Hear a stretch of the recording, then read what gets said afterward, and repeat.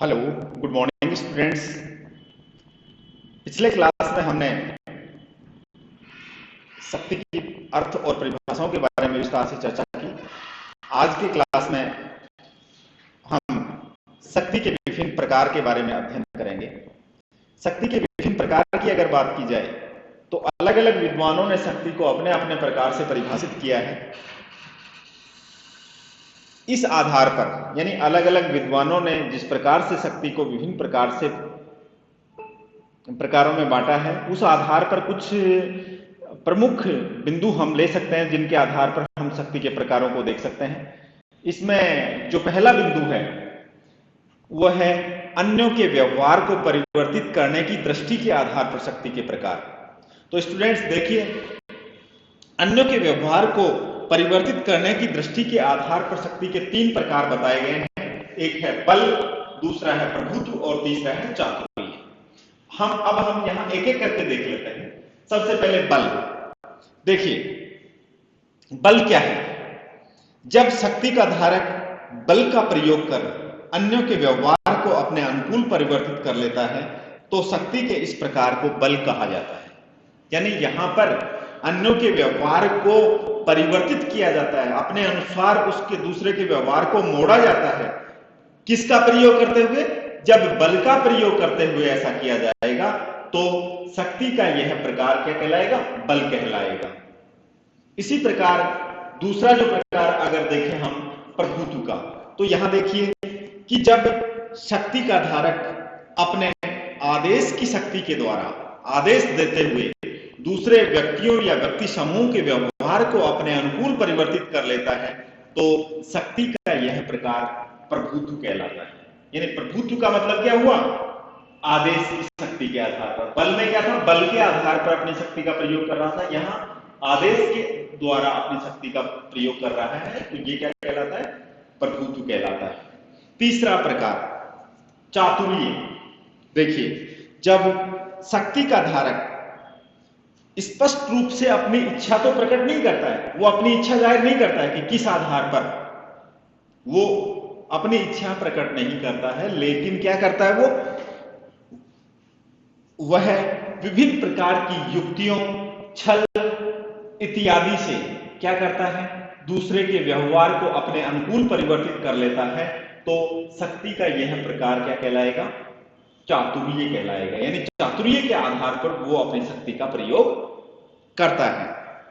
तो ये तो हुए अन्यों के व्यवहार को परिवर्तित करने की दृष्टि के आधार पर शक्ति के प्रकार बल, प्रभुत्व और चातुर्य।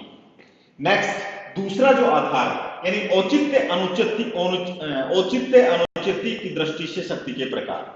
तो देखिए, औचित्य अनुचित्य की दृष्टि से शक्ति के प्रकार का अगर जिक्र बात की जाए तो यहां पर भी शक्ति के तीन प्रकार बताए गए हैं। एक है वैधानिक शक्ति, एक है परंपरागत शक्ति, एक है करिश्माई शक्ति। तो सबसे पहले औचित्य अनुचित्य के आधार पर हम शक्ति के प्रकारों की बात करें तो सबसे पहले बात करेंगे हम वैधानिक शक्ति। वैधानिक शक्ति क्या है? देखिए, वैधानिक शक्ति क्या है?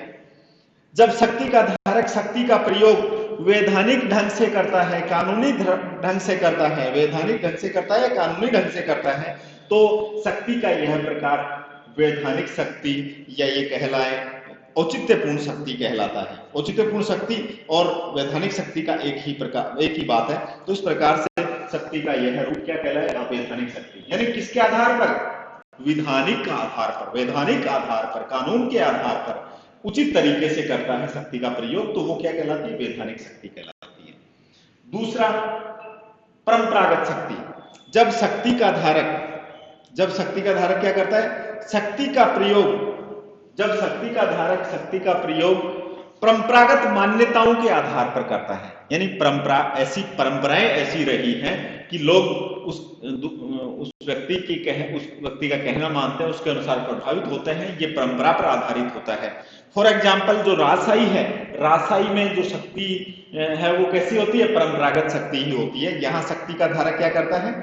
मान्य परंपराओं के अनुसार अपनी शक्ति का प्रयोग करता है, तो ये शक्ति क्या कहलाएगी? परंपरागत शक्ति कहलाएगी। उसके बाद में तीसरा है करिश्मावादी शक्ति। देखिए, जब शक्ति का धारक अपने व्यक्तिगत गुणों के आधार पर, अपने व्यक्तित्व के गुणों, अपने पर्सनालिटी और गुणों के आधार पर अपने अधीनस्थों जो कि उसमें अटूट विश्वास रखेंगे, उसका व्यक्तित्व ऐसा होगा, उसके गुण ऐसे होंगे जिसके अनुसार उसके अधीनस्थ उस पर अटूट विश्वास रखते हैं, उसके प्रति निष्ठा रखते हैं, तथा उसके साथ उसका लाभ उठाते हुए जब व्यक्ति शक्ति का प्रयोग करता है तो ऐसी शक्ति क्या कहलाती है? करिश्माई शक्ति कहलाती है। हिटलर की शक्ति कैसी थी? करिश्माई शक्ति थी। इंदिरा गांधी की शक्ति कैसी थी? करिश्माई शक्ति थी, क्योंकि उनके व्यक्तिगत गुणों और उनके व्यक्तित्व के आधार पर लोग उनसे प्रभावित होते थे। तो एक प्रकार से ये शक्ति का ये प्रकार क्या कहलाएगा? करिश्माई शक्ति कहलाएगा। तो ये तो हो गए दो आधार। पहला था अन्यों के व्यवहार को परिवर्तित करने की दृष्टि के आधार पर शक्ति के प्रकार, दूसरा है औचित्य अनौचित्य की दृष्टि से शक्ति के प्रकार, तीसरा आधार अन्य दृष्टिकोणों से शक्ति के प्रकार। तो अन्य दृष्टिकोणों से शक्ति के प्रकार की बात की जाए तो यहां हम पहला बिंदु है हमारे पास दृश्य और अदृश्य शक्ति। दृश्य और अदृश्य शक्ति, ये आपको दिख नहीं रहा होगा, थोड़ा सा मैं इसको सेट कर देता हूं। अन्य दृष्टिकोणों के आधार पर शक्ति के प्रकार। तो अन्य दृष्टिकोणों के आधार पर शक्ति के प्रकार में पहला क्या है? दृश्य और अदृश्य शक्ति। देखिए बड़ा इंटरेस्टिंग है, जब शक्ति का प्रयोग प्रकट रूप में किया जाता है, जब शक्ति का प्रयोग किस रूप में किया जाता है? प्रकट रूप में, यानी शक्ति का प्रयोग करने वाला दिखाई देता है, दृश्य शक्ति। जो शक्ति हमें प्रकट रूप में दिखाई देती है वो शक्ति कैसी कहलाएगी? दृश्य शक्ति कहलाएगी। और इसके विपरीत जब शक्ति कैसी होगी? अप्रकट रूप में होगी, यानी जब शक्ति दिखाई नहीं देगी, तो ऐसी स्थिति में शक्ति को क्या कहलाएगी? वो अप्रत्यक्ष शक्ति, सॉरी दृश्य शक्ति और अदृश्य शक्ति। यानी शक्ति का धारक दिखाई दे रहा है, शक्ति का प्रयोग करते हुए दिखाई दे रहा है, तो वो शक्ति दृश्य शक्ति कहलाएगी। जब शक्ति का धारक दिखाई नहीं दे रहा है, वो शक्ति कैसी कहलाएगी? अदृश्य शक्ति कहलाएगी। दूसरा, इससे अगला जो है वो है प्रत्यक्ष और अप्रत्यक्ष शक्ति। दूसरा कौन सा है? प्रत्यक्ष और अप्रत्यक्ष शक्ति। देखिए जब शक्ति का धारक स्वयं शक्ति का प्रयोग करता है और वह दृश्य भी होती है, जब शक्ति का धारक क्या करता है? स्वयं शक्ति का प्रयोग करता है और शक्ति दृश्य होती है, तो ऐसी शक्ति क्या कहलाएगी? प्रत्यक्ष शक्ति कहलाएगी। दूसरा, जब शक्ति का धारक अपने अधीनस्थों के माध्यम से शक्ति का प्रयोग करेगा तो वो शक्ति कैसी कहलाएगी? अप्रत्यक्ष शक्ति।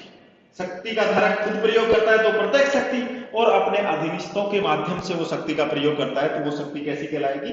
अप्रत्यक्ष शक्ति कहलाएगी। अगला, औपचारिक और अनौपचारिक शक्ति। देखिए जब शक्ति का धारक, औपचारिक शक्ति कौन सी है? जब शक्ति का धारक अपने पद में निहित शक्ति का प्रयोग कर, और प्रयोग भी कैसे? वैधानिक ढंग से करता है। जब शक्ति का धारक अपने पद में निहित शक्ति का प्रयोग वैधानिक तरीके से करता है तो ऐसी शक्ति क्या कहलाएगी? औपचारिक शक्ति कहलाएगी। ऐसी शक्ति क्या कहलाएगी? औपचारिक शक्ति कहलाएगी। तो अनौपचारिक शक्ति क्या है? तो देखिए जब शक्ति का धारक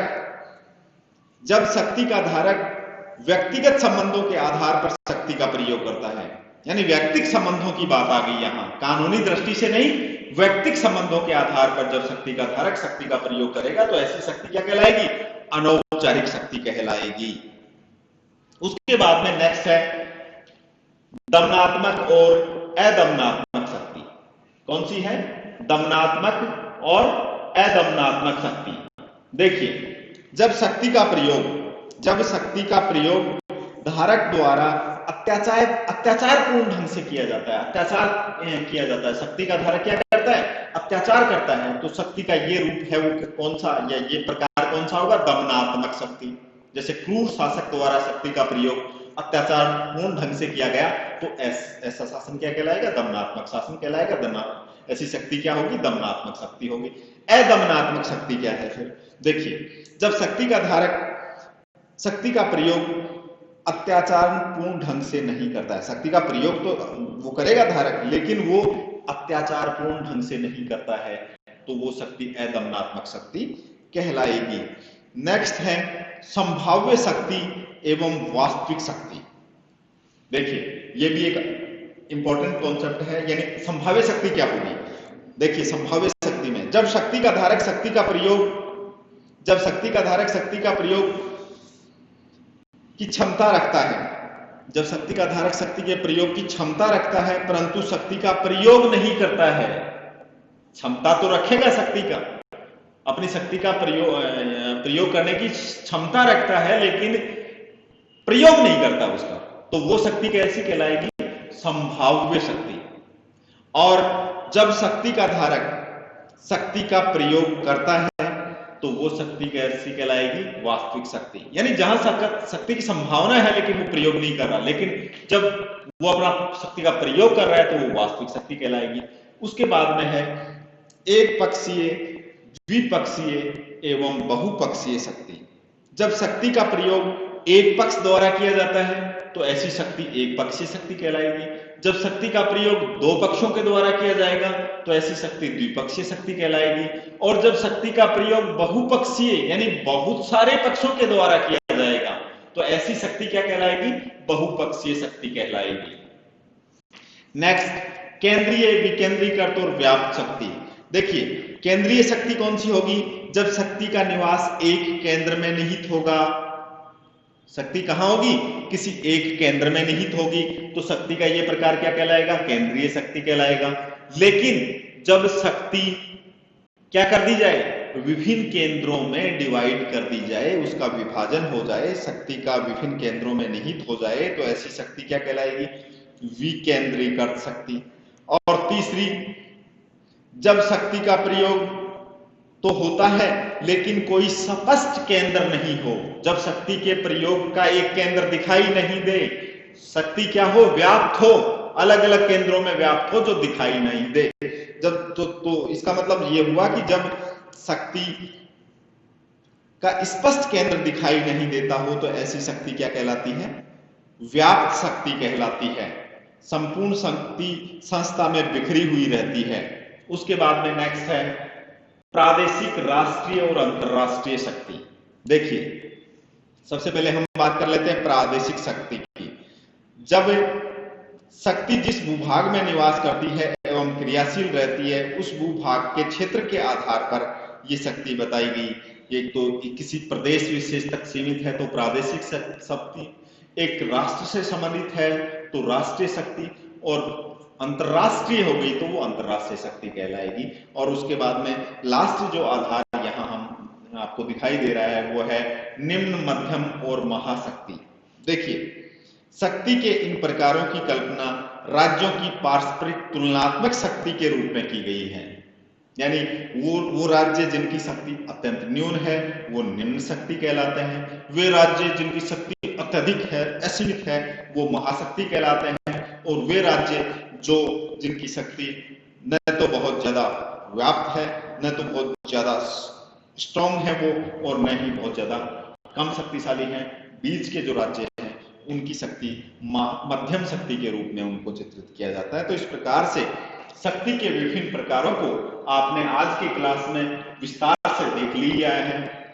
उम्मीद करता हूं आप सभी लोगों को शक्ति के प्रकारों के बारे में एक अच्छा सा अनुभव आपको यहाँ प्राप्त हुआ होगा। और स्टूडेंट्स, शक्ति के प्रकार में आज हम इतना ही पढ़ेंगे। नेक्स्ट क्लास में हम एक नए वीडियो के साथ उपस्थित होंगे।